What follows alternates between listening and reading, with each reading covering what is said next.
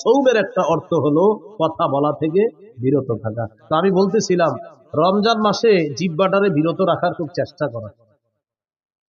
কেন? একটু বুঝেন। হাদিসে আসছে রাসূল সাল্লাল্লাহু আলাইহি সাল্লাম বলেছেন সিয়াম হলো ঢাল, যতক্ষণ এই ঢালটাকে ছিদ্র না করা হবে। বলেন তো সিয়াম কি? ঢাল, জাহান্নাম থেকে বাঁচার ঢাল। এটাকে যতক্ষণ কি না করা হবে, ছিদ্র। রোজা নামক ঢাল ছিদ্র হয় দুটি অপরাধে। কয় অপরাধে? মিথ্যা এবং গীবত। এখন আপনারা বলেন মিথ্যা গীবত হয় কি দিয়ে? জিহ্বা দিয়ে।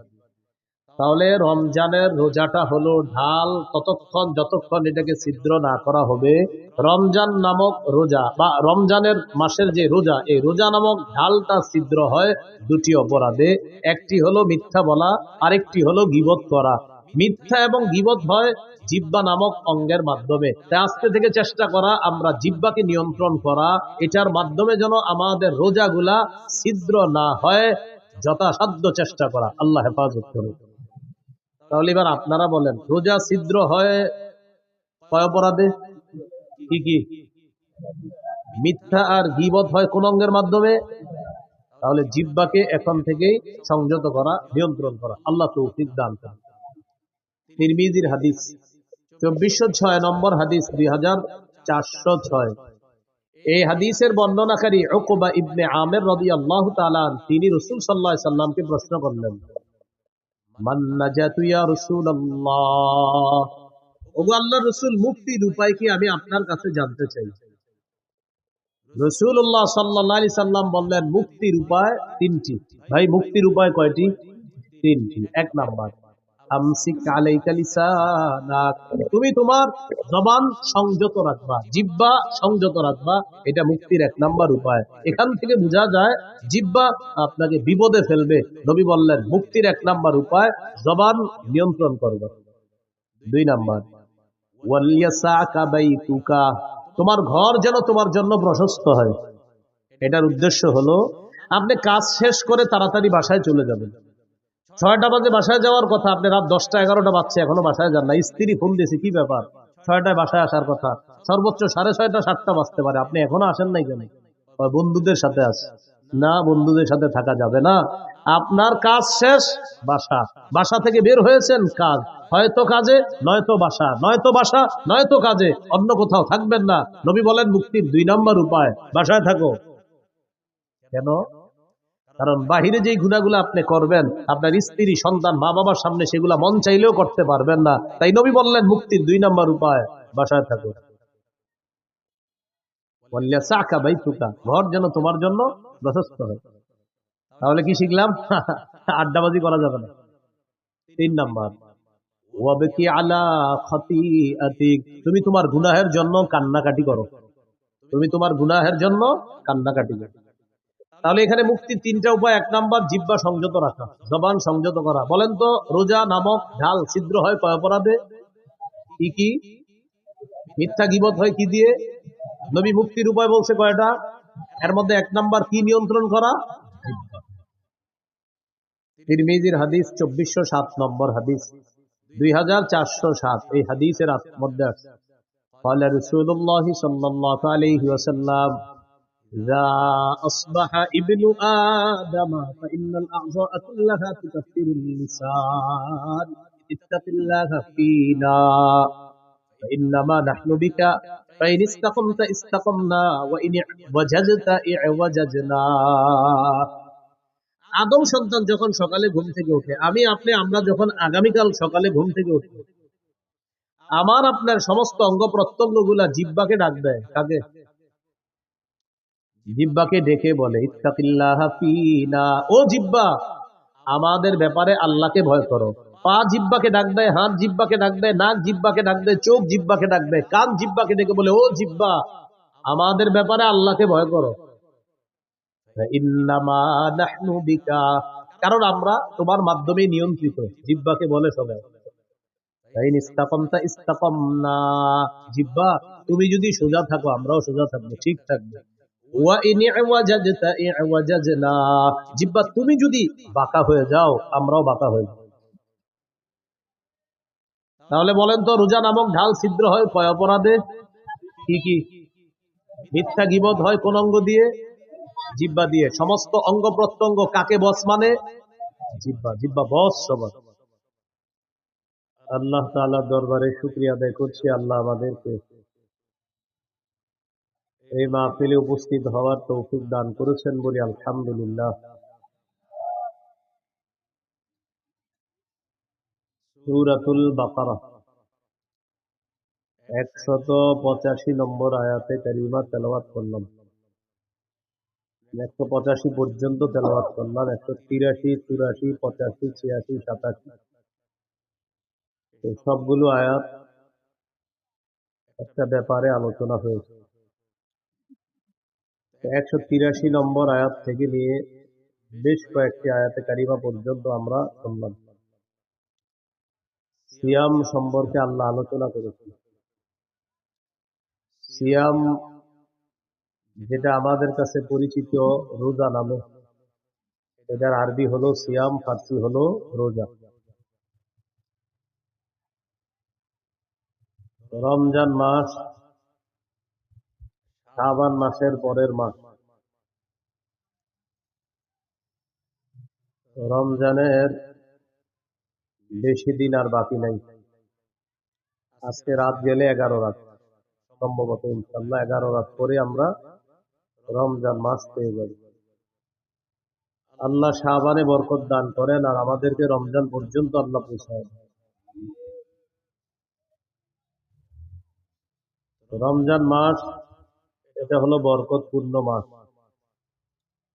নাসাইর হাদিস, রাসূলুল্লাহ সাল্লাল্লাহু আলাইহি সাল্লাম রমজান মাস আসলে সাহাবীদেরকে বলতেন, قد جاءكم رمضان شهر মুবারক, তোমাদের কাছে রমজান এসেছে, বরকতপূর্ণ মাস। ফারাদাল্লাহু আলাইকুম সিয়ামা, এই মাসে রোজা রাখা আল্লাহ ফরজ করেছেন তোমাদের উপর। এই হাদিসে আসছে রমজান বরকতপূর্ণ মাস। রমজান মাস কোরআন নাজিলের মাস। সূরা বাকারার 185 নম্বর আয়াতে আল্লাহ বলেন, শাহরু রমাদানাল্লাযী উনজিলা ফীহিল কুরআন, রমজান মাস যেই মাসে কোরআন নাজিল করা হয়েছে। এই জন্য এখন থেকে প্রস্তুতি নেন কোরআন পড়ার। সারা বছর কোরআন পড়া, রমজানে কোরআন পড়া বাড়িয়ে দেওয়া। রমজান মাসে আপনারা তারাবির পরে রাতে একটু কোরআন পড়তে পারেন, সাহরির সময় একটু কোরআন পড়তে পারেন। সহিহ বুখারীর বর্ণনা 5011 নম্বর হাদিস। এই হাদিসের মধ্যে আছে, কানা রাজুলুন ইয়াকরাউ সূরাতাল কাহফি, এক সাহাবী সূরা কাহফ তেলাওয়াত করতেছিলেন রাতের বেলা। ওয়া ইলা জানিবিহি হিসানুন মারবুতুন বিশাতামাইন, তার পাশে তার ঘোড়াটা বাঁধা। তিনি সূরা কাহফ তেলাওয়াত করতেছেন। ফাজআলা ফারাসুহু ইয়ানফির, তেলাওয়াতের সময় দেখে ওনার ঘোড়া লাফায়। সুবহানাল্লাহ, ঘোড়া লাফায়।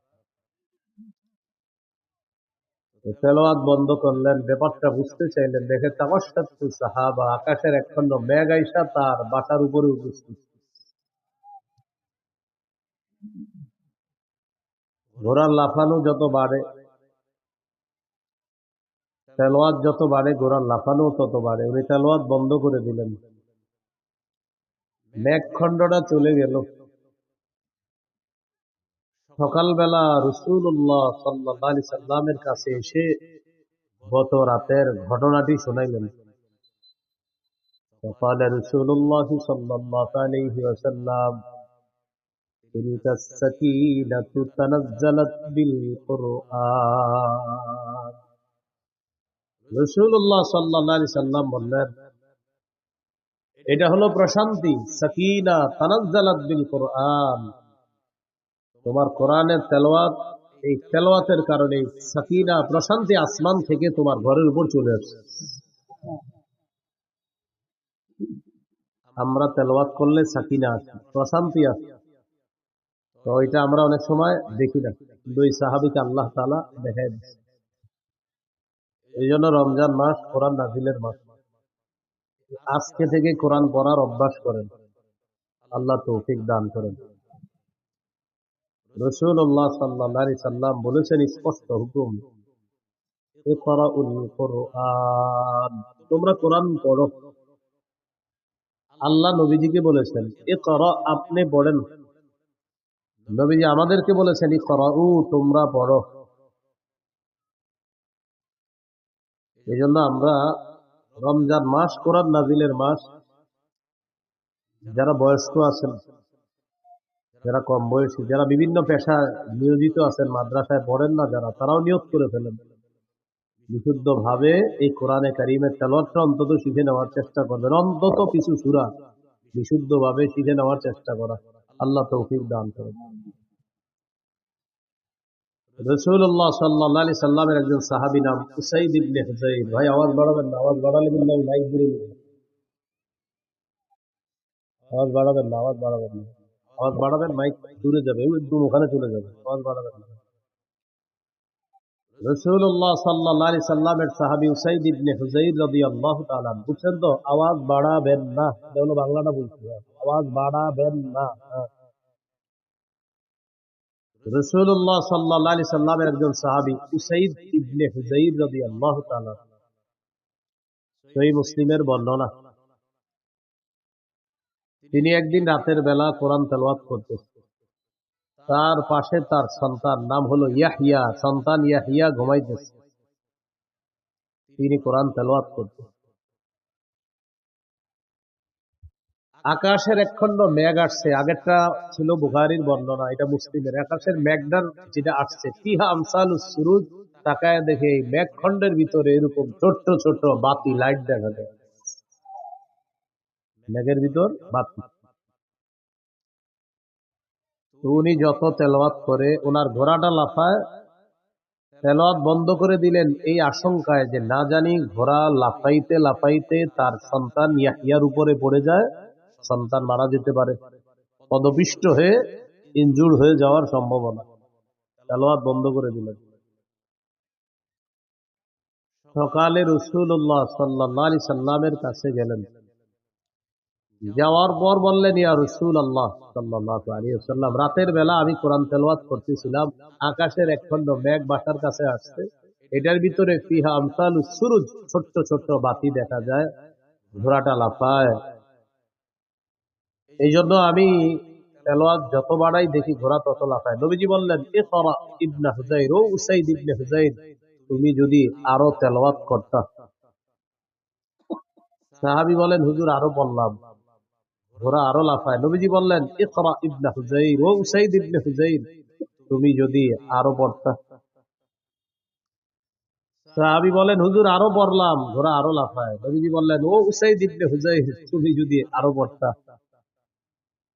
সাহাবী জবাব দিলেন, আমি পড়া বন্ধ করে দিলাম এই আশঙ্কায়, খাশিতু আন তাতা ইয়াহইয়া, আমি আশঙ্কা করলাম ওই ঘোড়াটা না জানি আমার সন্তান ইয়াহইয়ার উপরে পড়ে যায় আর পদপিষ্ট হয়ে আমার সন্তানের কোনো ক্ষতি হবে, এই আশঙ্কায় আমি পড়া বন্ধ করে দিলাম। পড়া বন্ধ করার পর দেখলাম এই মেঘখণ্ডটা আরো জাফিল জাউই, শূন্যে বিলীন হয়ে গেছে, উপরে গিয়ে শূন্যে বিলীন হয়ে গেছে, এটা আমি আর দেখি না। নবীজি সাল্লাল্লাহু আলাইহি সাল্লাম বললেন, তিলকাল মালাইকাতু তাসতামিউ লাক, তুমি যে মেঘখণ্ডের ভিতর বাতি দেখলা, এগুলা ছিল আল্লাহর অসংখ্য অগণিত ফেরেশতা, যারা তোমার তেলাওয়াত শোনার জন্য তোমার বাড়ির উপর চলে আসে। তোমারে আমি বারবার পড়তে বললাম কেন, তুমি যদি পড়তা ফজর পর্যন্ত, তোমার বাড়ির সামনে দিয়ে যে সাহাবীরা ফজরের নামাজ পড়ার জন্য মসজিদে যাইতো, তারা স্বচক্ষে ফেরেশতাদেরকে দেখতে পেত। এই জন্য তোমারে বললাম, তুমি যদি আরো পড়তা, আরো পড়তা। রমজান মাস কোরআন নাজিলের মাস। কোরআন শুধু রমজানে পড়বেন এমন না, কোরআন রমজানে বাড়ায়া দিবেন পড়া, আগে তো প্রতিদিন পড়বেন।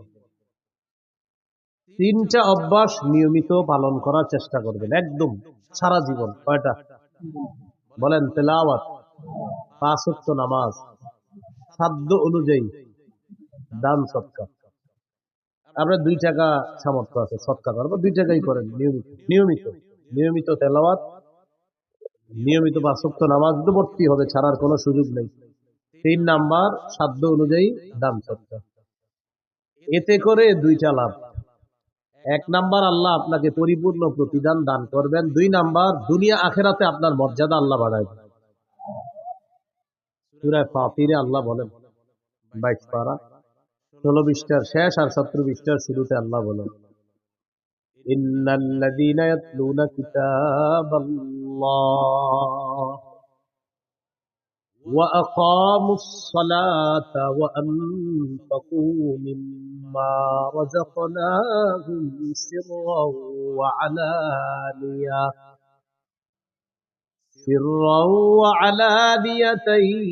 يرجون تجارة لن تبور। যারা কোরআন তেলাওয়াত করে, ওয়া আকামুস সালাহ, নিয়মিত 5 ওয়াক্ত নামাজ পড়ে, এটা হলো 3 নম্বর। ওয়া আনফাকু মিম্মা রাযাকনাহুম সিররাও ওয়া আলানিয়া, যারা গোপনে প্রকাশ্যে আমার দেয়া রিজিক থেকে দান করে, সদকা করে। ইয়ারজুনা তিজারাতান লান তাবুর, তারা এমন একটা ব্যবসার আশা করে যে ব্যবসায় কোনো লস নাই, শুধু লাভ আর লাভ, যে ব্যবসা কখনো ধ্বংস হবে না, এই ব্যবসা লাভ আর লাভ। তো আল্লাহ বলেন কি লাভ? লিওয়াফিয়াহুম উজুরহুম, যাতে আল্লাহ তাদেরকে পরিপূর্ণ প্রতিদান দান করেন, এটা 1 নাম্বার। 2 ওয়ায়াজিদাহুম মিন ফাদলি, আর যেন আল্লাহ তাদের মর্যাদা আপন অনুগ্রহে আল্লাহ তাআলা যেন তাদের মর্যাদা বাড়ায়। ইয়াজিদাহুম, যেন তাদেরকে আল্লাহ বাড়িয়ে দেয়, মিন ফাদলিহি, তার অনুগ্রহ। তো আল্লাহ তাআলা এই 3 গুণওয়ালা ব্যক্তিকে তার অনুগ্রহ, তার নেয়ামত, আল্লাহর দেওয়া মর্যাদা দুনিয়াতেও বাড়াবেন, আখিরাতেও বাড়াবেন। যারা তেলাওয়াত করবে, 5 ওয়াক্ত নামাজ পড়বে, আর আল্লাহর দেওয়া রিজিক থেকে কিছু আপনি যতটুকু পারেন সদকা করবেন নিয়মিত, তাহলে একটা হলো আল্লাহ পরিপূর্ণ প্রতিদান দিবেন, 2 নাম্বার আল্লাহর অনুগ্রহ আল্লাহ আপনারে বাড়ায়া দিবে, সেটা দুনিয়াতেও দিবেন, আখিরাতেও দিবেন। তাহলে আবার আসি, রমজান মাস কোরআন নাজিলের মাস, প্রতিদিন তো কোরআন পড়বই কিছু, কিন্তু রমজানে তেলাওয়াতের মাত্রা আরো বাড়িয়ে দিবে। আল্লাহ তৌফিক দান করেন। রমজান মাস দান করার মাস, মানে অন্যদিন দান করবেন না এমন না, অন্যদিনও করবেন, রমজানে দান বাড়ায়া দিবেন। সহিহ বুখারীর বর্ণনা 6 নম্বর হাদিস, কানা রাসূলুল্লাহ সাল্লাল্লাহু আলাইহি ওয়াসাল্লাম আজওয়াদান নাস ওয়া কানা আজওয়াদা মা ইয়াকুনু ফি রমাদান। এই পৃথিবীতে যত মানুষ আছে, সমস্ত মানুষের মধ্যে রাসূলুল্লাহ সাল্লাল্লাহু আলাইহি সাল্লাম সবচেয়ে শ্রেষ্ঠ দানশীল ছিলেন। রমজান মাসে নবীর দান করার মাত্রা আরো বেড়ে যায়। তাহলে মানুষের মধ্যে সবচেয়ে বড় দানশীল ছিলেন নবীজি সাল্লাল্লাহু আলাইহি সাল্লাম, আর রমজানে দানের মাত্রাটা আরো বাড়িয়ে দিতেন। কি শিখলাম? রমজান ছাড়া দান করা, রমজানে দানের মাত্রা বাড়ায় দেওয়া। আল্লাহ তৌফিক দান করে। তাহলে রমজান মাস দানের মাস। রমজান মাস জাহান্নাম থেকে মুক্তির মাস। তাই আত্মীয় স্বজনের জন্য ডেলি বলবেন, আল্লাহ আমার আত্মীয় স্বজন কোথায় আছে জানি না, যারা মারা গেছে, তবে এতটুকু বলতে চাই, আল্লাহ আমার আত্মীয় স্বজনের কোন মুমিন যদি জাহান্নামী হয়ে থাকে, আল্লাহ আপনি জান্নাতি বানায়া দেন, জাহান্নাম থেকে আপনি মুক্তি দিয়ে দেন। قال رسول الله صلى الله عليه وسلم ولله عتقاء من النار وذلك في كل ليلة। নবীজি বলেন, জাহান্নাম থেকে অসংখ্য অগণিত জাহান্নামীকে রমজানের প্রতি রাতে মুক্তি দেওয়া হয়। প্রতি রাতে অসংখ্য অগণিত জাহান্নামীকে মুক্তি দেওয়া হয়। তাহলে আমরা দোয়া বাড়ায় দিব, বলেন ইনশাআল্লাহ। রমজান মাস গুনাহ থেকে সংযত হয়ে আগে বেড়ে যাওয়ার মাস। গুনাহ থেকে বাঁচবেন, বেঁচে আগে বেড়ে যাবেন। নাসাইর বর্ণনা 2106, 2109 হাদিস গুলাতে আসছে নাসাই। قال رسول الله صلى الله عليه وسلم إذا كان أول ليلة من رمضان রাসূলুল্লাহ সাল্লাল্লাহু আলাইহি সাল্লাম বলেন, রমজানের প্রথম রাত যখন শুরু হয়, ওই রাত থেকে একজন ঘোষণাকারী ঘোষণা দিয়ে বলে, ইয়া বাগিয়াল খাইরি আকবিল ওয়া ইয়া বাগিয়াশ শাররি আকসির। হে কল্যাণ অন্বেষণকারী, তুমি আগে বেড়ে যাও। হে অকল্যাণ অন্বেষণকারী, তুমি সংযত হও। রমজানের প্রতি রাতে একজন ডাক দিয়ে বলে, হে কল্যাণ অন্বেষণকারী, তুমি আরো আগে বেড়ে যাও। ও অকল্যাণ অন্বেষণকারী, থামো, আর কত গুনাহ করবা, থামো। প্রতি রাতে একজন বলে, ও গুনাহকারী, যে গুনাহ করো প্রতিদিন, তুমি খালি অকল্যাণ তালাশ করো, আরে হয়েছে তো, থামো না এবার। প্রতি রাতে একজন বলতে থাকে। আর যারা কল্যাণের প্রত্যাশী, তাদেরকে প্রতি রাতে একজন ডেকে বলতে থাকে, ও কল্যাণের অন্বেষণকারী, যাও, আরো আগে বেড়ে যাও, তুমি আরো আগে বেড়ে। তাহলে কি শিখলাম? রমজান মাস সংযত হওয়ার মাস, আগে বেড়ে যাওয়ার মাস। আমরা ইবাদতের মাধ্যমে আমরা যেন আগে বেড়ে যেতে পারি, আল্লাহ তৌফিক দান করেন। রমজান মাস নেকির কাজ আগের মাসে যা করছেন এই মাসে করলে এই নেকিটা আল্লাহ আরো বাড়ায় দিবে। সব বহু গুণে বৃদ্ধি করার মাস হলো রমজান মাস।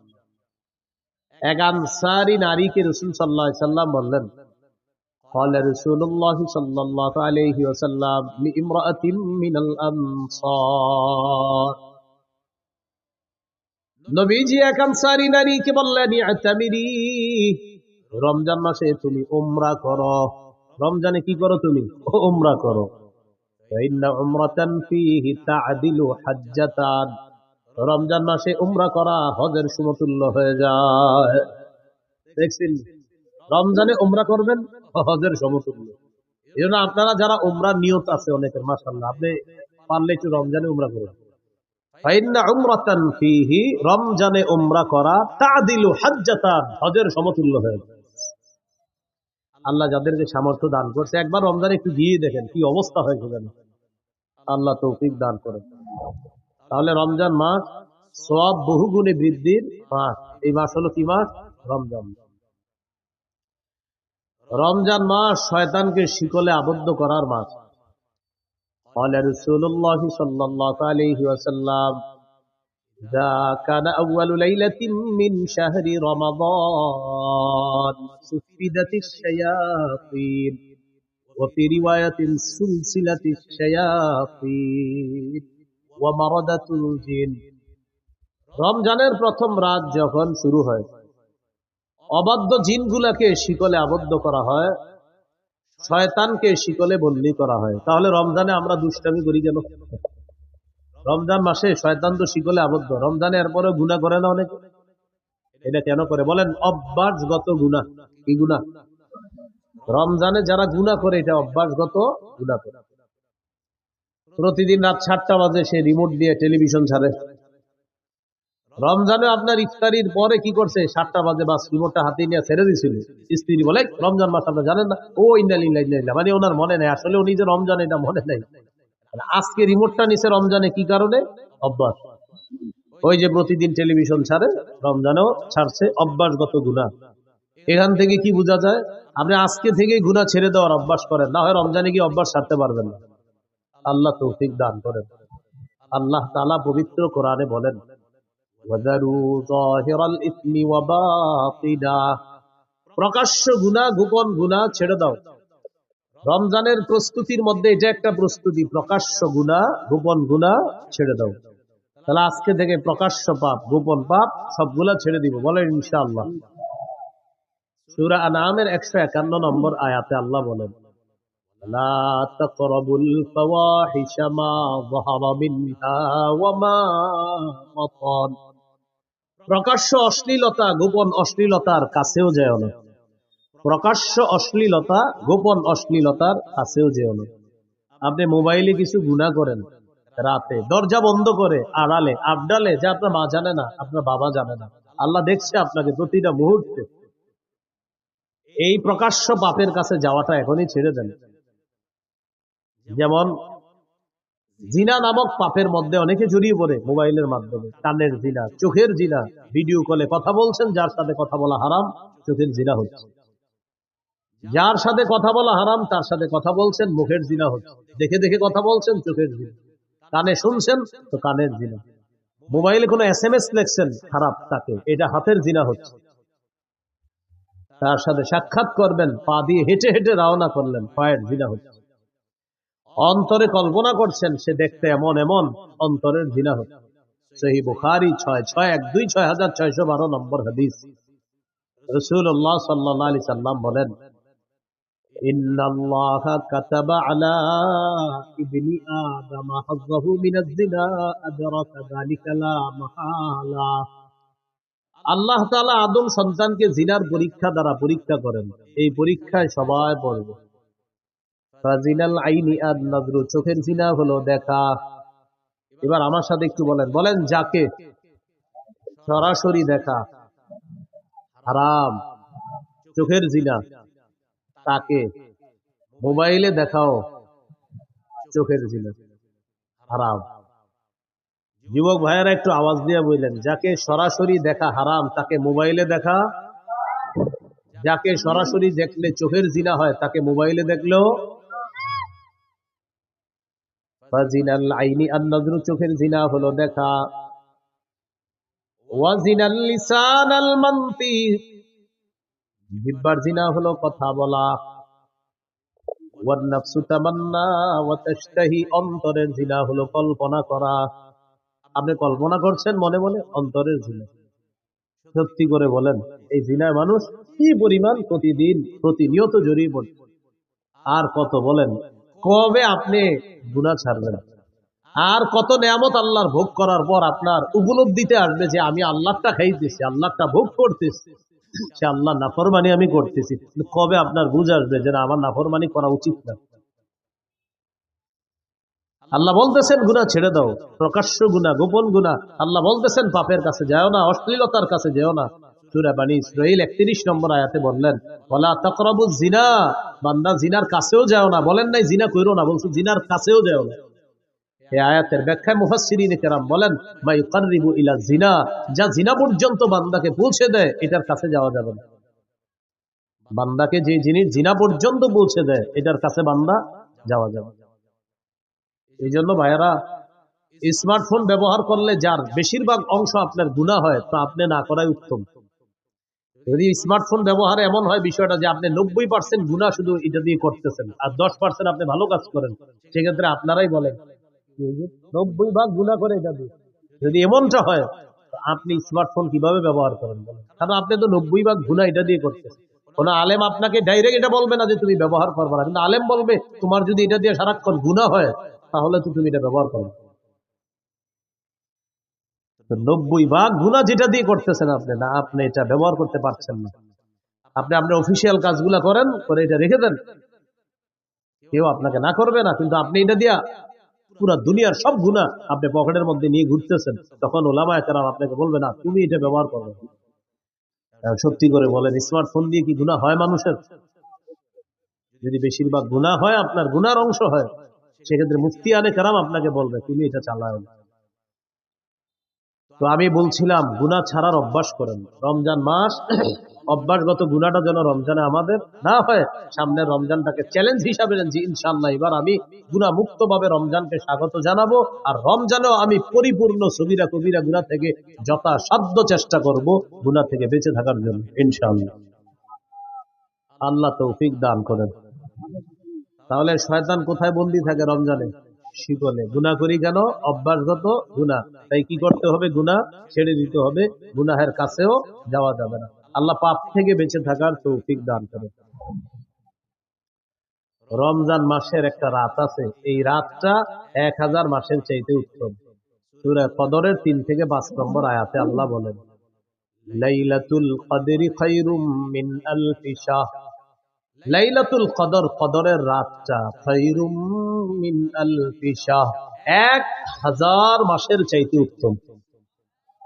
6000 মাসের চাইতে 21, 23, 25, 27, 29 5টা বেজর রাতে ঘুমাবি না, সারা রাত ইবাদত করার চেষ্টা করবেন। 27কে কেন্দ্র করে অপেক্ষা থাকেন না, 21 ইবাদত করবেন, 23তম রজনীত ইবাদত করবেন, 25তম রজনীত ইবাদত করবেন, 27, 29তম রজনীত ইবাদত করবেন। বুখারীতে ইবনে আব্বাসের একটা রিওয়ায়াত আছে, উনি বলেন 24তম রজনীতেও লাইলাতুল কদর হতে পারে। বুখারীর বর্ণনা। কত? 24তম। এই বর্ণনা দেখার পর আমার নিজস্ব উপলব্ধি কি জানেন? শেষের দশকে জোর বেজোর বুঝি না, পুরা 10টা রাতই ইবাদতে কাটানো। শেষের দশক পুরো ইবাদতে কাটান। এর সহজ সিস্টেম, ইতিকাফে বসে যান। ইতিকাফে বসে যান, বাস শেষ দশক, শেষ 10 রাতটা আপনি শুধু ইবাদতে কাটাবেন। এর সহজ উপায় কি? ইতিকাফে যদি বসে যান, তখন তো আপনি সারাক্ষণ ইবাদতে আছেন। সুবহানাল্লাহ। এইজন্য যারা ইতিকাফে বসে তারা তো লাইলাতুল কদর পেয়ে যাবে। তো যাই হোক, এই রমজানটা শেষের দশকটা একদম মনোযোগ সহকারে প্রতিদিন ইবাদত করবেন, প্রতি রাত বেশি থেকে বেশি ইবাদত করবেন। আল্লাহ তৌফিক দান করেন। এরপরেও যেন বেজর রাত্রিগুলো একটাও আমাদের মিস না হয়। মনে থাকবে তো ইনশাআল্লাহ? আল্লাহ তৌফিক দান করেন। এই হলো রমজান মাসের গুরুত্ব। এখন আমরা জানবো রোজার গুরুত্ব। রোজা, রোজা, সিয়াম। সৌমের আবিধানিক অর্থ হলো আল ইমতিনা, বিরত থাকা। সৌমের আবিধানিক অর্থ হলো বিরত থাকা। কথা না বলাকেও সৌম বলা হয়। কথা না বলাকেও কি বলা হয় ভাই? কথা না বলা কাকে বলে দেখুন না, আমার দিকে তাকালে, যে কথা বললাম না, চুপচাপ থাকলাম, এটাকে কি বলা হয়? সৌম বলা হয়। পেরেশান হেন না, ফ্যান খুঁজতেছেন, পেরেশান হেন না, সমস্যা নেই। আবার গরম দেখে উনি পেরেশান যে ফ্যান লাগবে না, ফ্যান লাগবে না। এটা ভাই, এই মুহূর্তগুলো আপনার হঠাৎ গরম, হঠাৎ ঠান্ডা, কিছুদিন পরে হয়তো গরমকাল আল্লাহ তাআলা দিয়ে দিবে। সৌমের আবিধানিক অর্থ আল ইমতিনা, বিরত থাকা।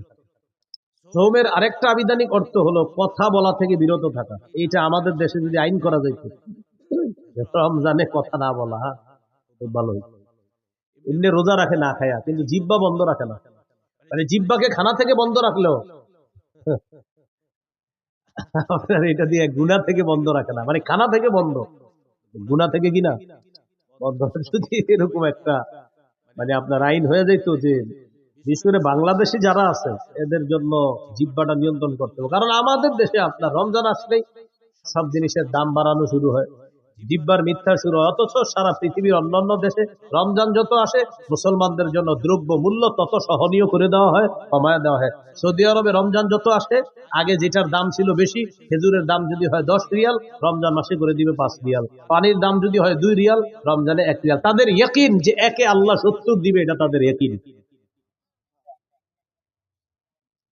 আমরা কি করি? যত রমজান কাছায় আর খালি খুঁজে হুজুর যে কি কি খায় মুসলমান। 1 নাম্বার খেজুর, বাস বাড়াও দাম। 2 নাম্বার, রমজানের কতটুকু অংশ গরম থাকবে? শেষ 20 গরম থাকবে। এবার এবার রমজান আপনার শেষের 20 একটু গরম হবে, তাহলে তরমুজ আটকায় রাখো, শেষের 20-এ মারো তরমুজ ইচ্ছা মতো। প্রথমে আটকায় রাখবে, ছাড়বে না প্রথম দিকে, তখন এটা বাড়াবে, গুদামজাত করবে, এরপরে আপনার এটা সময় মতো বাড়ায় দিবে। এটা কি বলেন ভালো কাজ হলো, না এটা সুযোগের অসৎ ব্যবহার করা হলো?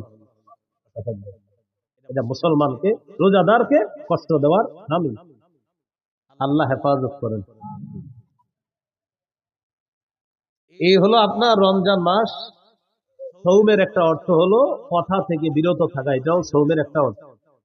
যেমন পবিত্র কোরআনে সূরা মারিয়ামে আছে, ঈসা নবীকে তার আম্মা যখন কোলে নিয়ে মানুষের কাছে যাইতেছে, টেনশনে পড়ে গেছে। ঈসা নবীর আম্মা বলতেছে, আল্লাহ ইয়া লাইতানি মিততু ক্বাবলা হাযা, আহারে এই দৃশ্যের আগে যদি আমি মারা যাইতাম ভালো হইতো। ওয়া কুনতু নাসিয়াম মানসিয়া, আমার যদি সব ভুলাইয়া দেওয়া হইতো, আমি যদি এমন হইতাম যে সব ভুলে গেছি, তাহলে ভালো হতো। আমার যদি সবাই ভুলে যেত, ভালো হতো। কারণ আমি এখন সন্তান নিয়ে যাব, আমার স্বামী নাই, কোন পুরুষ আমাকে স্পর্শ করে না, জাতি তো আমাকে বলবে সন্তান করতে গেছে। তো বলতেছে, ইয়া লাইতানি মিততু ক্বাবলা হাযা, হায় আমি যদি এর আগে মারা যাইতাম। ঈসা নবীর আম্মা এটা বলতেছে। তো আল্লাহ তাআলা ঈসা নবীর আম্মাকে বললেন, فإما ترين من البشر أحدا فقولي إني نذرت للرحمن صوما فلن أكلم اليوم إنسيا। তুমি যদি মানুষের মধ্যে কাউকে দেখো তোমার ডিস্টার্ব করতে পারে মানুষ, তখন তুমি বলবা ইন্নী নাযারতু লিররহমানি সাওমা, আমি কথা না বলার মানত করেছি, আমি রহমানের জন্য কথা না বলার মানত করেছি। এই যে সৌমা, সৌমা মানে কথা না বলার মানত করা। তাহলে সৌমের একটা অর্থ কি? কথা না বলা। ফালান উকাল্লিমাল ইয়াউমা ইনসিয়া, আজ আমি কিছুতেই কার সাথে কথা বলবো না, কোনো মানুষের সাথে কথা বলবো না। বাকি নিতেছে না যারা, কিসের আওয়াজ? কিছু ব্যস্তেছে মনে হয় কেউ মাইক দিয়ে। নিষেধ করেন তো, এরকম হলো আপনাদের মাইক, মাহফিলের পাশে মাইক বাজবে না। তো আল্লাহ তাআলা বললেন, মারিয়াম তুমি কোন পুরুষকে যখন দেখবা, মানুষকে দেখার পর বলবা আমি রহমানের জন্য কথা না বলার মানত করেছি, আমি কারোর সাথে কথা বলবো না। খুব মন দিয়ে শুনবেন, বুঝাইতে চাইলাম সৌমের একটা অর্থ হলো কথা বলা থেকে বিরত থাকা। তো আমি বলতেছিলাম রমজান মাসে জিহ্বাটারে বিরত রাখার খুব চেষ্টা করা। কেন? একটু বুঝেন। হাদিসে আসছে রাসূল সাল্লাল্লাহু আলাইহি সাল্লাম বলেছেন, সিয়াম হলো ঢাল, যতক্ষণ এই ঢালটাকে ছিদ্র না করা হবে। বলেন তো সিয়াম কি? ঢাল, জাহান্নাম থেকে বাঁচার ঢাল। এটাকে যতক্ষণ কি না করা হবে, ছিদ্র। রোজা নামক ঢাল ছিদ্র হয় দুটি অপরাধে। কয় অপরাধে? মিথ্যা এবং গীবত। এখন আপনারা বলেন মিথ্যা গীবত হয় কি দিয়ে? জিহ্বা দিয়ে। তাহলে রমজানের রোজাটা হলো ঢাল, ততক্ষণ যতক্ষণ এটাকে ছিদ্র না করা হবে। রমজান নামক রোজা বা রমজানের মাসের যে রোজা, এই রোজা নামক ঢালটা ছিদ্র হয় দুটি অপরাধে। একটি হলো মিথ্যা বলা, আরেকটি হলো গীবত করা।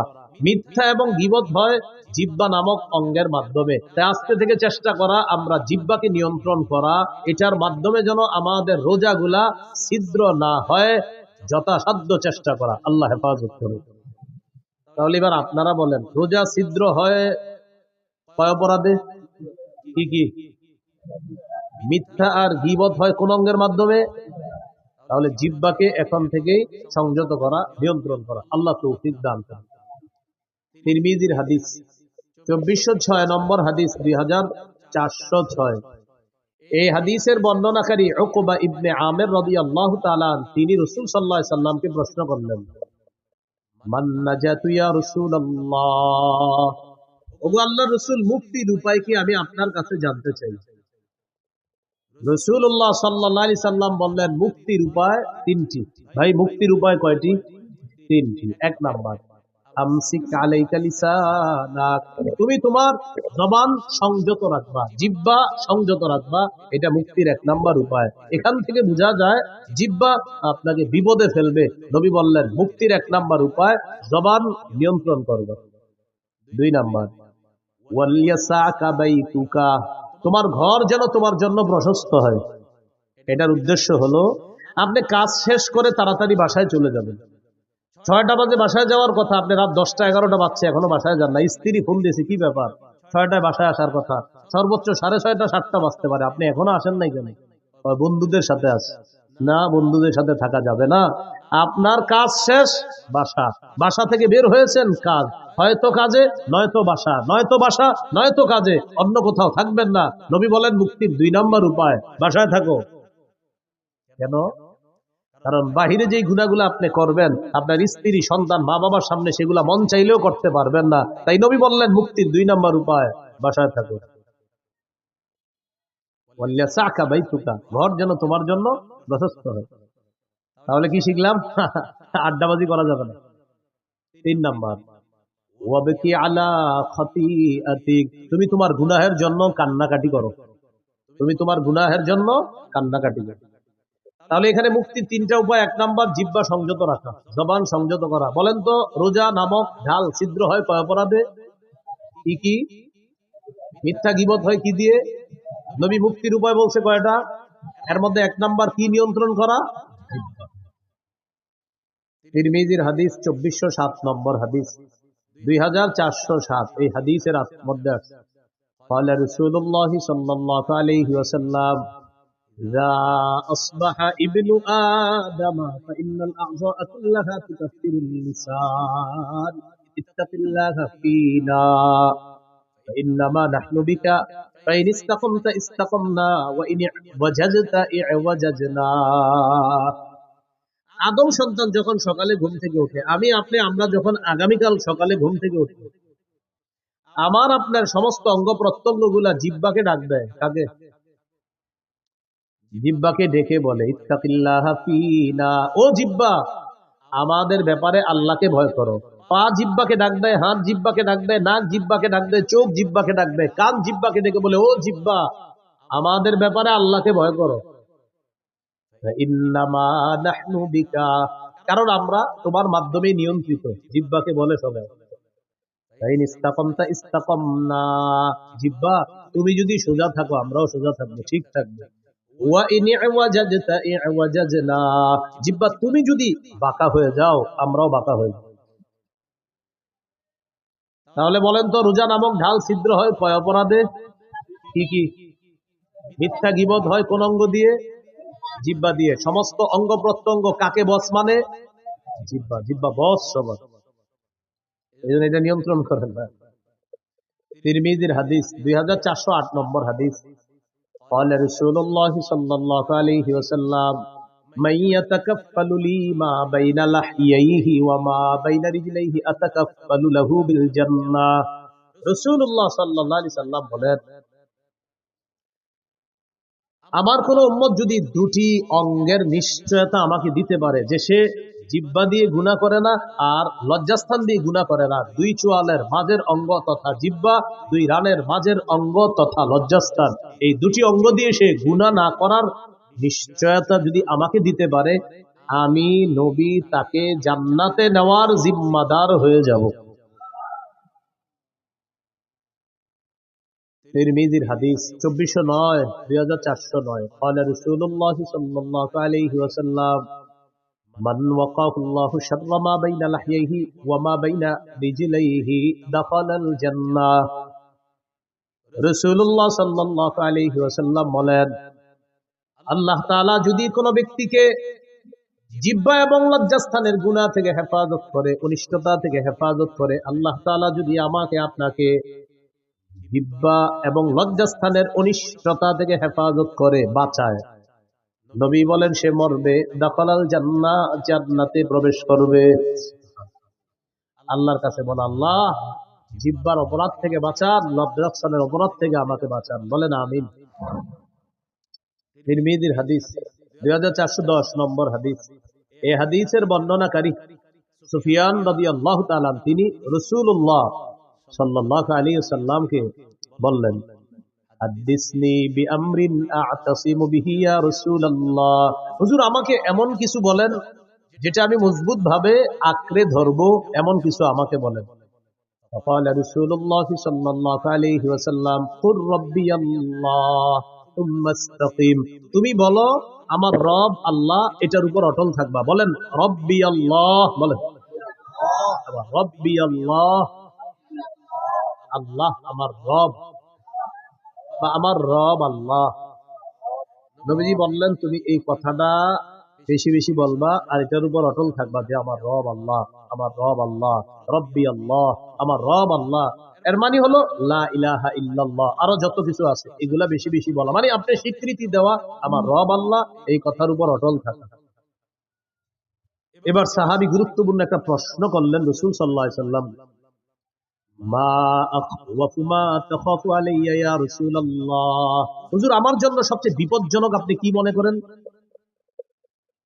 নবীজিকে প্রশ্ন করলেন, ইয়া রাসূলুল্লাহ আমার জন্য সবচেয়ে বিপজ্জনক বিষয় কোনটি আপনি মনে করেন, আপনার কাছে জানতে চাই।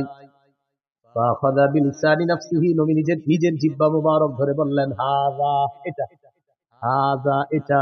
নবী নিজের জিহ্বা ধরে বললেন এটা, এটা তোমার জন্য সবচেয়ে বিপজ্জনক মনে করি। কেমন যেন আমাকে আপনাকে সকলকে এটা দ্বারা আল্লাহ রাসূল হুঁশিয়ার বাণী দিচ্ছেন। এক সাহাবীকে নবীজি বলতেছেন তোমার জন্য সবচেয়ে বিপজ্জনক মনে করি, নিজের জিহ্বা দেখায় বলতেছে হাযা, এটা এটা এটা। শুধু কি সাহাবীকে বলেছেন না আমাদের সকলকে? সকলকে, এটা এটা সবচেয়ে বিপজ্জনক। তাহলে মূল কথায় চলে আসি, রোজা ছিদ্র হয় কয় অপরাধে? কি কি? মিথ্যা গীবত হয় কোন অঙ্গ দিয়ে? জিহ্বা। সবচেয়ে বিপজ্জনক অঙ্গের নাম কি? সমস্ত অঙ্গ প্রত্যঙ্গের বসের নাম কি? জিহ্বা। সবাই সকালবেলা কারে ডাকতে থাকে? এটা বেশিরভাগ মানুষকে জাহান্নামে নিবে, আল্লাহ হেফাজত করে। তিরমিজির হাদিস 2616 নম্বর হাদিস, 2616।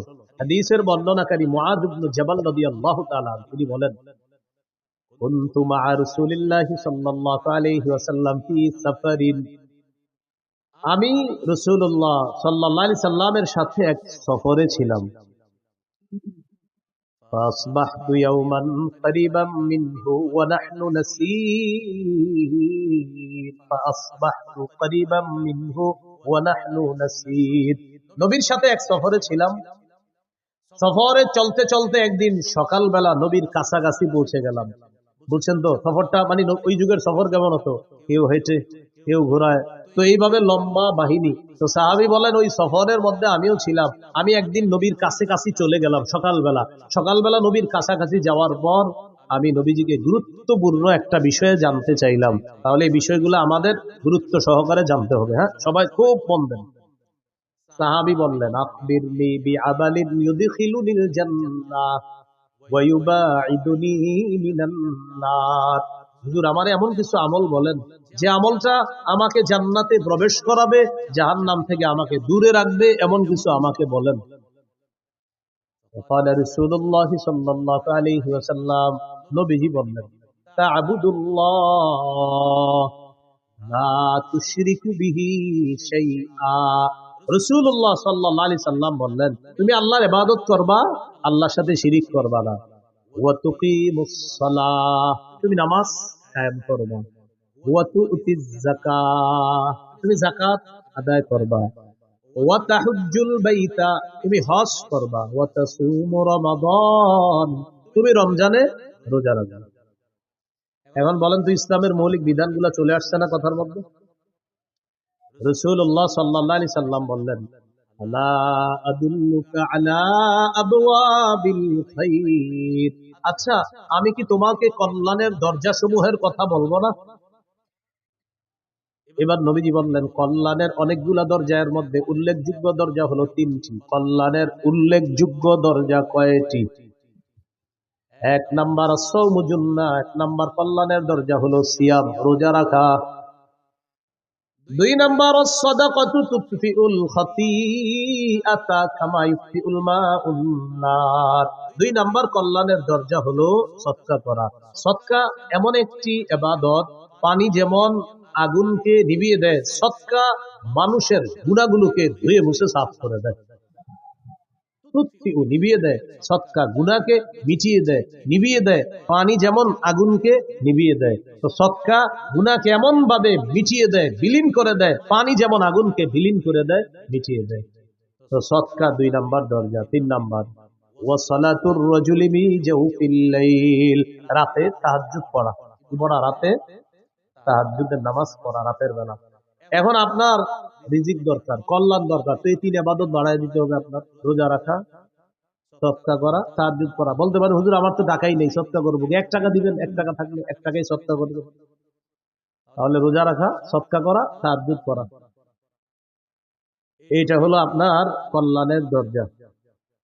নবীজি এটা বলার পর বললেন, আলা উখবিরুকা বিরাসিল আমরি কুল্লিহি ওয়া আমুদিহি ওয়া যিরওয়াতি সানামি। আচ্ছা, আমি কি তোমাকে কোন জিনিসের মূল কোনটা এটা বলবো না, খুঁটি কোনটা এটা বলবো না, আর সর্বোচ্চ চূড়া কোনটা এটা বলবো না? তখন নবী বললেন, রাসুল আমরি আল ইসলাম, মূলের নাম ইসলাম। সুবহানাল্লাহ। ভাই মূলের নাম কি? ওয়া আমুদুহু আস-সালাহ, খুঁটির নাম নামাজ। ওয়া যিরওয়াতি সানাবিহি আল জিহাদ, সর্বোচ্চ চূড়ার নাম হলো জিহাদ, সর্বোচ্চ শিখরের নাম হলো জিহাদ। তাহলে মূলের নাম ইসলাম, খুঁটির নাম নামাজ, সর্বোচ্চ শাখা চূড়া এটার নাম হলো জিহাদ। তাহলে মূলের নাম, খুঁটির নাম, সর্বোচ্চ চূড়া জিহাদ।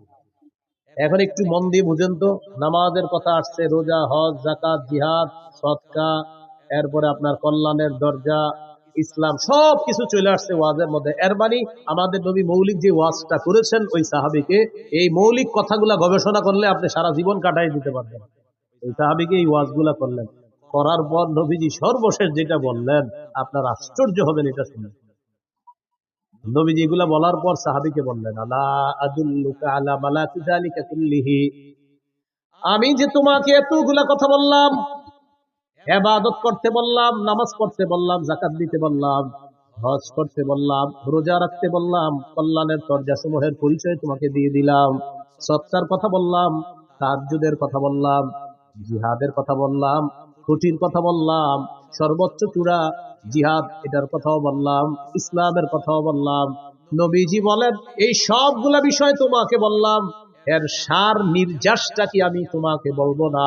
এগুলার সার নির্যাসটা কি তোমাকে বলবো না? সার নির্যাসটা এখনো বাকি আছে, সেটা কি তোমাকে বলবো না? এখন আপনারা বলেন সার নির্যাসটাই তো আমাদের দরকার। সাহাবী অবাক, এতক্ষণ সুন্দর ওয়াজ করলেন নবীজি, এখনো নাকি সার নির্যাস বাকি। তো নবী সার নির্যাস বলার সময় বললেন, আফাদা বিন ইনসানিহি, জিহ্বা ধরলেন, ধরার পর বললেন, মুআজ কুফা আলাইকা হাযা, এটা নিয়ন্ত্রণ করো, উপরের সব ওয়াজ ঠিক থাকবে, এটা নিয়ন্ত্রণ করো, সব ঠিক থাকবে। মানুষ জিহ্বার মাধ্যমে তার আমলগুলো নষ্ট করে দেয়, সব বরবাদ করে দেয়। রাতে তাহাজ্জুদ পড়ছি 3টার দিকে, কয়টা? পাশাপাশি দুইজন হাঁটে সকালে, তো আমি ওনারে খালি বলি, আপনার বিড়ালটা 3টা বাজে এত ডিস্টার্ব করে ওনার। উনি আমার একদিন বলে, আচ্ছা 3টায় ডেলি আপনাদের ডিস্টার্ব করে কেন? আমি বললাম 3টায় তাহাজ্জুদ করি তো, এই জন্য বিড়ালটা ওই সময় আমার ডিস্টার্ব। মানে আমার এতদিন বিড়াল বলার মাকসাদ হলো ওনারা জানানো আমি যে 3টায় তাহাজ্জুদ করি। আসলে ওনার বিড়াল ডিস্টার্ব করে এটা আমার মূল উদ্দেশ্য না, উদ্দেশ্য উনি আমারে বলবে যে আচ্ছা বিড়ালটা 3টায় ডিস্টার্ব করে কেন আপনার, 3টা একেও না, 59ও না, 2টা, 3টায় ডেলি ডিস্টার্ব করে কেন? আসলে ভাইজান আমি 3টায় তাহাজ্জুদ পড়ি তো, এই জন্য ডিস্টার্ব করে। উদ্দেশ্য আমি তাকে জানানো যে আমি যে তাহাজ্জুদ পড়ি, জিহ্বা রাতের আমলগুলা সব বরবাদ করে দিল। ভাই কথা বুঝে আসছেনি? তো নবীজি বললেন সব ঠিক থাকবে, এইটা ঠিক রাখো। এটা সাহাবী প্রশ্ন করলেন, ইন্না লামুআখাযুনা বিমা নাতাকাল্লামু বিহি ইয়া রাসূলুল্লাহ, ইয়া রাসূলুল্লাহ, জিহ্বার অপরাধেও কি আমাদেরকে পাকড়াও করা হবে, ধরা হবে? আপনার কাছে জানতে চাই। নবী বললেন, হাল ইয়াকুবুন নাসা ফিন নারি আলা ওয়ুজুহিহিম আও আলা মানাকিরিহিম ইল্লা হাসাইদু আলসিনাতিহিম, বেশিরভাগ মানুষের মাথাটা নিচের দিকে, পাগুলা উপরের দিকে দিয়ে জাহান্নামে সাথে নিক্ষেপ করা হবে শুধু তার জিহ্বার কর্তৃত ফসলের কারণে, জিহ্বার অপরাধের কারণে তাকে জাহান্নামে নিক্ষেপ করা হবে, শুধুমাত্র জিহ্বার অপরাধে। তাহলে বলেন বেশিরভাগ মানুষ জাহান্নামে যাবে কোন অঙ্গের অপরাধে? রোজা ছিদ্র হয় কয় অপরাধে? কি কি? মিথ্যা গীবত হয় কোন অঙ্গ দিয়ে? জিহ্বার কারণে বেশিরভাগ মানুষ কোথায় যাবে? নবী বললেন জাহান্নাম থেকে বাঁচার ঢাল হলো রোজা। রোজা ছিদ্র হয় মিথ্যা আর গীবতের মাধ্যমে, মিথ্যা গীবত হয় জিহ্বা দিয়ে। নবী বলেন জিহ্বার কারণে বেশিরভাগ মানুষ জাহান্নামে। আল্লাহ আমাদেরকে হেফাজত করে। তাহলে জিহ্বার গুনাহ থেকে বাঁচবো তো ইনশাআল্লাহ। এই হলো সৌমের আবিধানিক অর্থ, মনে আছে? মনে নাই? সৌমের আবিধানিক অর্থ বিরত থাকা, আর আরেকটা হলো বললাম কথা বলা থেকে বিরত থাকাকেও সৌম বলা হয়, এই ঢাল ছিদ্র হয়ে যায়। পারিভাষিক অর্থ আল ইমসাক আনিল মুফাত্তিরাতিস সালাস ওয়া হিয়া আত-তাআম ওয়াশ-শারাব ওয়াল-জিমা, 3টি জিনিস থেকে বিরত থাকার নাম মৌলিকভাবে সিয়াম। খানা, পান করা, স্ত্রী সহবাস থেকে বিরত থাকা, এটার নাম হলো সিয়াম। এটা পারিভাষিক অর্থ। রমজানের রোজা যে ফরজ করা হয়েছে 4টি ধাপে ফরজ করা হয়েছে। কয় ধাপে? একটু যদি আপনারা মন দিয়ে শোনেন আশা করি বিষয়গুলো ক্লিয়ার ভাবে বুঝে আসবে। একটু আমার সাথে বলেন, বলেন। অভ্যাস, আদেশ, ফরজ, তবে একটু ছাড়। বলেন। 4 নাম্বার ফরজ, কোনো ছাড় নেই।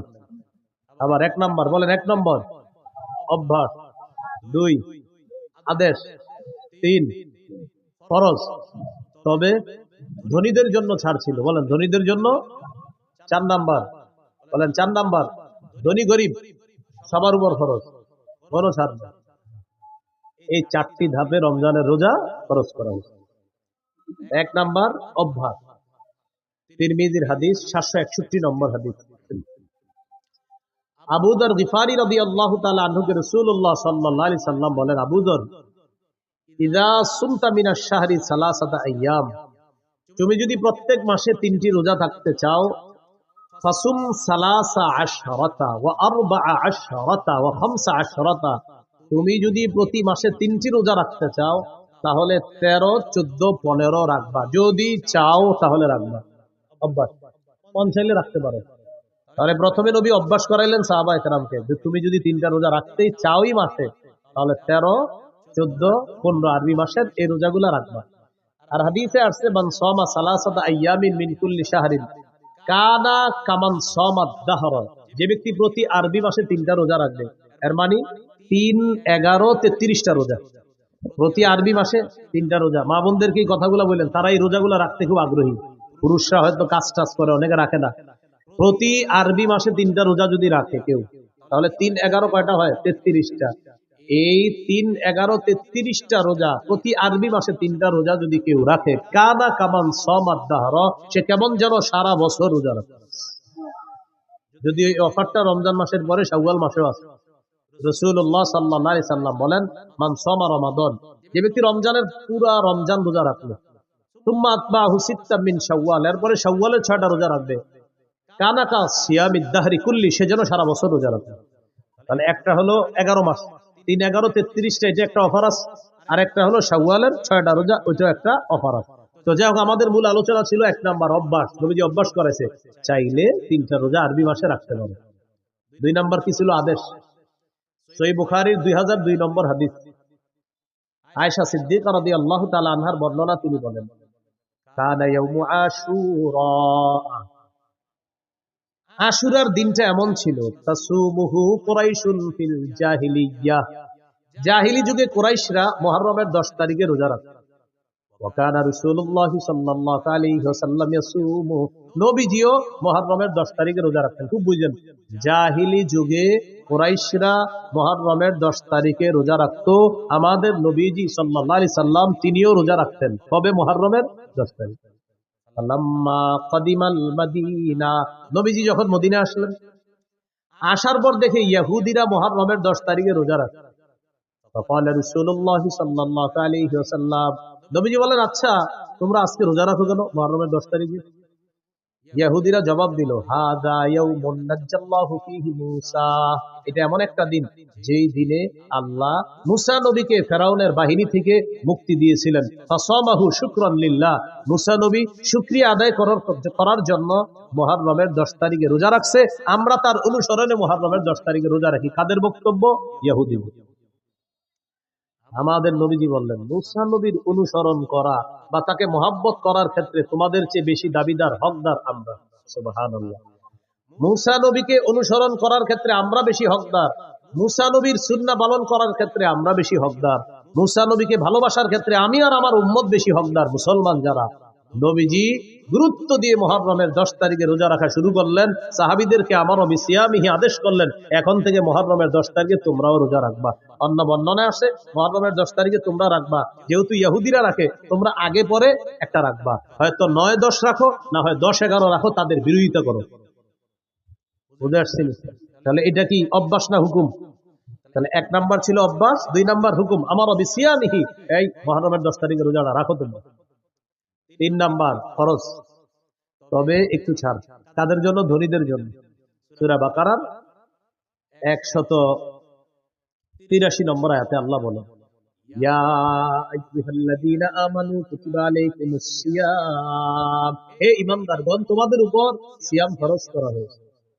কামা কুতিবা আলাল্লাযীনা মিন ক্বাবলিকুম লাআল্লাকুম তাত্তাকুন, যেমনি ভাবে পূর্ববর্তীদের উপর সিয়াম ফরজ করা হয়েছে। তাহলে এবার সিয়াম ফরজ করা হয়ে গেল। তবে পরে আয়াতে আল্লাহ বলেন ওয়া আলাল্লাযীনা ইউতীকুনাহু ফিদিয়াতুন তাআমু মিসকিন, সম্পদশালী মানুষের মধ্যে যাদের জন্য রোজা রাখতে কষ্ট হয়, সম্পদশালীদের মধ্যে যাদের জন্য রোজা রাখতে কি হয়? কষ্ট হয়, তারা চাইলে রোজা না রেখে ফিদিয়াতুন, একটা ফিদিয়া আদায় করে দিবে। তাআমু মিসকিন, অসহায় মিসকিনদেরকে একদিন খাওয়ায়া দিবে। তাহলে 3 নাম্বার ফরজ রোজা, তবে ধনী মানুষ যারা, তারা যদি রোজা রাখতে কষ্ট হয় তাহলে একটা রোজার বিনিময়ে একজন মিসকিনকে খাওয়ায়া দিবে ফিদিয়া হিসাবে। এটা ছিল 3 নাম্বার ফরজ, তবে একটু ছাড়। 4 নাম্বার ফামান শাহিদা মিনকুমুশ শাহরা ফালইয়াসুমহু, শোনো আর ছাড় নাই, তোমাদের মধ্যে যারা রমজান মাস পাবা, সে ধনী হোক গরিব হোক, ওজর ছাড়া আর রোজা ভাঙা যাবে না, সবার রোজা রাখতে হবে, সে ধনী হোক গরিব হোক। তাহলে ধনী হোক গরিব হোক, আগের বিধানটা এটার মাধ্যমে রহিত করে দেওয়া হয়েছে। ফামান শাহিদা মিনকুমুশ শাহরা, তোমাদের মধ্যে যারাই রমজান পাবা, ফালিয়াসুমহু, সেই রোজা রাখতে হবে, চাই ধনী হোক চাই গরিব হোক। এই হলো 4টি ধাপে আল্লাহ রোজা ফরজ করছে। তাহলে 3 নাম্বারটা একটু শিথিল ছিল, 4 নাম্বার আর কোনো শিথিল নাই, ফরজ। রোজা ফরজ হওয়ার পর 2 নাম্বার কি ছিল? ওলামা হযরতরা অন্যরা বলবেন 2 নাম্বার কি ছিল? আদেশ। রমজানে রোজা ফরজ হওয়ার পর এই আদেশটা চলে গেল। হাদিসে আসে তারাকা ইয়াউমা আশুরা ফালাম্মা ফুরিদা রমাদান, রমজানের রোজা যখন ফরজ হলো নবীজি কি করলেন? তারাকা ইয়াউমা আশুরা, আশুরার দিনে রোজা যে গুরুত্ব দিয়ে রাখতেন এই বিধানটা নবী শিথিল করে দিলেন। নবী এই বিধানটাকে আপনার শিথিল করে দিয়ে ঘোষণা করে দিলেন, ফামান শাআ সামা ওয়ামান শাআ তারাকা। শোনো, রমজানের রোজা যেহেতু ফরজ হয়ে গিয়েছে, এখন আর তোমরা আবশ্যক না মুহররমের 10 তারিখে রোজা রাখা। মন চাইলে রাখবা, মন না চাইলে রাখবা না, কারণ এখন রোজা ফরজ করা। বুঝে আসছি? তাহলে 1 নাম্বার অভ্যাস, 2 নাম্বার আদেশ। বলেন আদেশটা কি আর আছে? কিসের মাধ্যমে এটা রহিত? ফরজের মাধ্যমে। হ্যাঁ। 3 নাম্বার ফরজ, একটু শিথিল ছিল কাদের জন্য? ধনীদের জন্য। 4 নাম্বার কোনো শিথিলতা নাই, ধনী গরিব সবাই রাখতে হবে। তবে অসুস্থ অথবা সফরে থাকলে সেটা মাসালা ভিন্ন। ফামান কানা মিনকুম মারিদান, তোমাদের মধ্যে কেউ যদি অসুস্থ থাকে, আও আলা সাফার, অথবা সফরে থাকে, আর এই কারণে যদি সে রোজা রাখতে না পারে, ফাইদ্দাতুম মিন আইয়ামিন উখর, গনে গনে রেখে দিবে, পরে রোজাগুলা আদায় করে দিবে। এখানে একটা মাসালা, আমাদের মা বোনরা সহ অসুস্থতার কারণে যারাই রোজা রাখতে না পারে রমজান মাসে, কথার কথা আমাদের কোনো বোন মা অসুস্থতার কারণে তিনি 4টি 5টি 6টি রোজা রাখতে পারে নাই, এখন তিনি রমজানের পরে কি মাস? আরবি শাওয়াল মাস। শাওয়ালের ফজিলতও চায়, আবার ভাঙতি রোজাগুলাও আদায় করবে।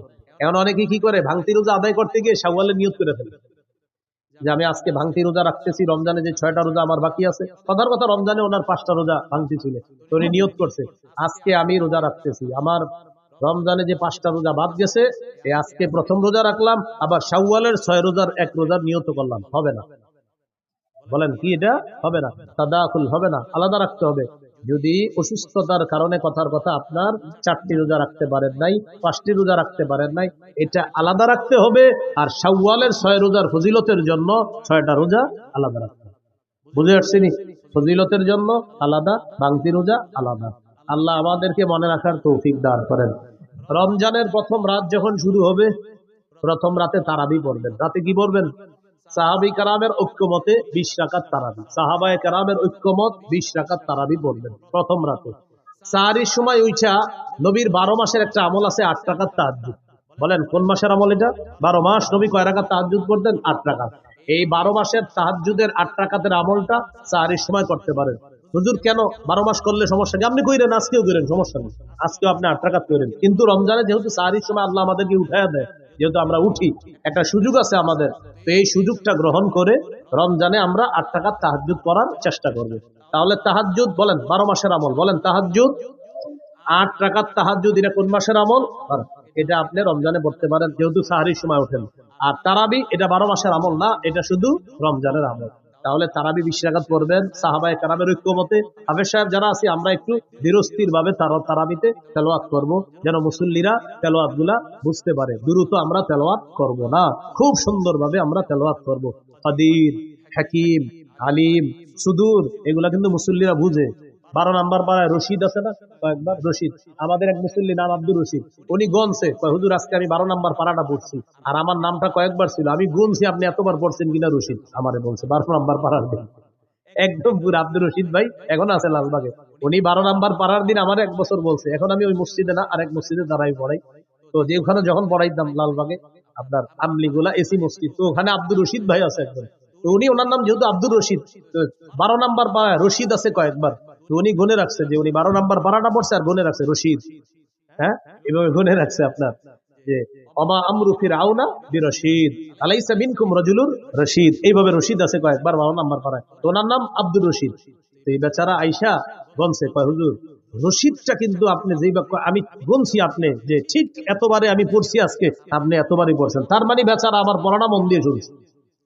তো এই জন্য বলতে চাইলাম মুসল্লিরা কিন্তু আছে, যিনি শুনতে চায় যে আজকে আমি যে পারাটা পড়ছি এখানে ইন্নাল্লাহা আলা কুল্লি শাইইন কাদির পড়ছি, মানে অনেকে দেখবেন আপনি যেটা পড়বেন উনিও দিনের বেলায় পারাটা তেলাওয়াত করে, তো রাতের বেলা উনি অপেক্ষা থাকে যে এই পৃষ্ঠার শেষে তো একটা হাকিম আছে, হুজুর দিয়ে হাকিম পড়লো না, উনি অপেক্ষা থাকে উনি হাকিম পড়বে, উনি খবির পড়বে, উনি আলিম পড়বে, তো এটা তো আগ্রহ, এটা ভালো। এই জন্য আমরা একটু বুঝিয়ে শুনিয়ে তাদেরকে পড়ার চেষ্টা করবো, বলেন ইনশাআল্লাহ। সুন্দরভাবে দেখেন, এইখানে যারা আছে, যারা হাফেজ না, তারাও কিন্তু এই আয়াতটার সাথে পরিচিত। ইন্নাল্লাহা আলা কুল্লি শাইইন কাদির, সবাই পরিচিত না আপনারা? তো এটা যখন নামাজে শুনবেন আপনার মাথায়, ওহো, এটা তো আমিও চিনি, এটা আমিও জানি, এই আয়াত তো আমিও পারি। আল্লাহু আলা কুল্লি শাইইন কাদির, হ্যাঁ এটা আমিও পারি। এরপরে আপনার আল্লাহু খাবীরুম বিমা তা'মালুন, ইন্নাল্লাহা খাবীরুম বিমা তা'মালুন, এগুলো আপনি। এরপরে 19 নম্বর পারায় আছে আপনার বিসমিল্লাহির ইন্নাহু মিন সুলাইমান ওয়া ইন্নাহু বিসমিল্লাহির রহমানির রহিম। আচ্ছা, বিসমিল্লাহির রহমানির রহিম পারেন না এমন কেউ আছেন?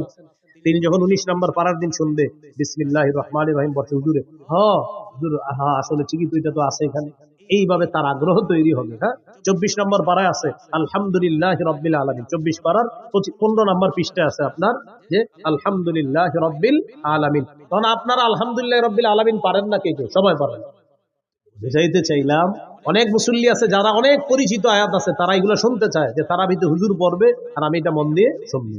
তাহলে আমরা এইভাবে বুঝিয়ে শুনিয়ে একটু তেলাওয়াত করার চেষ্টা করব, বলেন ইনশাআল্লাহ। তাহলে রমজান মাসে আমরা তারাবি পড়বো, সাহাবী কারামের ঐক্যমতে 20 রাকাত তারাবি পড়বো, ধীরস্থির ভাবে পড়বো। আর 8 রাকাত তাহাজ্জুদ, এটা নবীজির 12 মাসের আমল।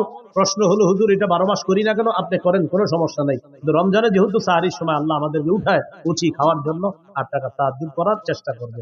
রমজানের দিনের বেলা যদি কেউ আপনার কাছে আইসা আপনারে বলে, ভাই কি অবস্থা, কেমন আছেন? বলবেন আলহামদুলিল্লাহ। তো তারাবি পড়ছেন? জি পড়ছি। এরকম কিছু লোক আপনারে বলবে। কয় রাকাত পড়ছেন? বলবেন তারাই পড়ছি তো 20 রাকাত পড়ছি। 8 পড়েন নাই? বলবেন 8ও পড়ছি। 20 পড়ছেন? হ্যাঁ 20ও পড়ছি। আরে 20 8 দুটোটাই পড়ছেন, এটা কোনো কথা? পড়েন নাই কি? বলবেন ঝগড়া করি নাই। কি বলি নাই?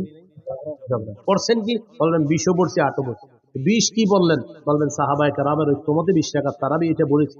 8 কি বললেন? নবীজির 12 মাসের আমল তাহাজ্জুদ 8 রাকাত, এটাও পড়েছি। পড়েন নাই কি? ঝগড়া করি নাই। যে নিয়তে আপনি আসছেন এটা আমি করি নাই। আসসালামু আলাইকুম। নবীজি বলে দিয়েছেন, ফাইন সাববাহু আহাদুন, কেউ যদি তোমার সাথে ঝগড়া করতে আসে বলবা ইন্নী ইমরুউন সাইম, ভাই আমি রোজাদার, ঝগড়া করতে পারবো না। মনে থাকবে তো ইনশাআল্লাহ। আল্লাহ তৌফিক দান করেন। ইনশাআল্লাহ আশা করি আমি আগামী 5-6 দিনের মধ্যে রমজান বিষয়ক আমার একটা কিতাব বের হয়ে যাবে ইনশাআল্লাহ। এই মিম্বরের আমানত 8 খণ্ড আমানত আছে। 9ম খণ্ডের মধ্যে আলোচনা হলো যাকাত, রমজান, হজ। 9ম খণ্ডের আলোচনা যাকাত, রমজান, হজ, কোরবানি, মুহররম। যাকাত, রমজান, হজ, কোরবানি, মুহররম, সফর। সফরে কিছু কুসংস্কার আছে। এই পুরো আলোচনাগুলো 9ম খণ্ডে আছে। তো ওলামা হযরতদের অনেকে বলে ওটা কবে আসবে? আমি আসলে 6 মাস ধরে বলতেছি আসবে আসবে, এখনো আসে না। তো সর্বশেষ বলতেছি ইনশাআল্লাহ আশা করি 5-7 দিনের মধ্যে এটা যে কোনো ভাবে ইনশাআল্লাহ আনার চেষ্টা করতেছি। তাও ইনশাআল্লাহ কিন্তু বারবার বলতেছি। আপনার আবার এরকম বলার সুযোগ নাই, কই বললেন তো 5-7 দিনের মধ্যে আসে নাই, তো বারবার বলতেছি ইনশাআল্লাহ আসবে। হ্যাঁ, এটা আপনারা একটু সংগ্রহ করে নেবেন। এখন ওই গাড়িতে 1 থেকে 8 খণ্ড আছে। এখন গাড়িতে 1 থেকে 8 খণ্ড আছে, যাদের প্রয়োজন হয় নিতে পারেন। 1 নম্বর খণ্ড সন্তানের 64টা অধিকার, 2য় খণ্ড শিরিক বেদাত কুফর তাওহীদ, 3য় খণ্ড হালাল হারাম সুদ, 4র্থ খণ্ড স্বামী স্ত্রীর অধিকার, 5ম খণ্ড লা ইলাহা ইল্লাল্লাহর ব্যাখ্যা, 6ষ্ঠ খণ্ড নামাজ, 7ম খণ্ড পাক নাপাকের মাসালা। যেমন শীতকালে ইমাম সাহেবরা প্রশ্ন করেন, হুজুর ঢিলা নিলে হবে না, পানি কি নিতে হবে? আর গরমকালে প্রশ্ন করে, হুজুর পানি নিলে চলবে না, ঢিলা নিতে হবে, করবেন কোনটা? এটা 7ম খণ্ডে আলোচনা আছে। 8ম খণ্ডে আপনার নামাজের মাসালাগুলা আলোচনা আছে 8ম খণ্ডে। যাদের প্রয়োজন হয় গাড়ির কাজ না ভেঙে গাড়ি থেকে সংগ্রহ করতে পারেন। আসসালামু আলাইকুম ওয়া রাহমাতুল্লাহ। হ্যাঁ, সাহরি, সাহরি খাওয়ার পরে যদি সময় থাকে অবশ্যই তাহাজ্জুদ করতে পারবেন। যদি সাহরি খাওয়ার পরে আপনার এখনো আধা ঘন্টা বাকি, তাহাজ্জুদ করবেন, কোনো সমস্যা নেই।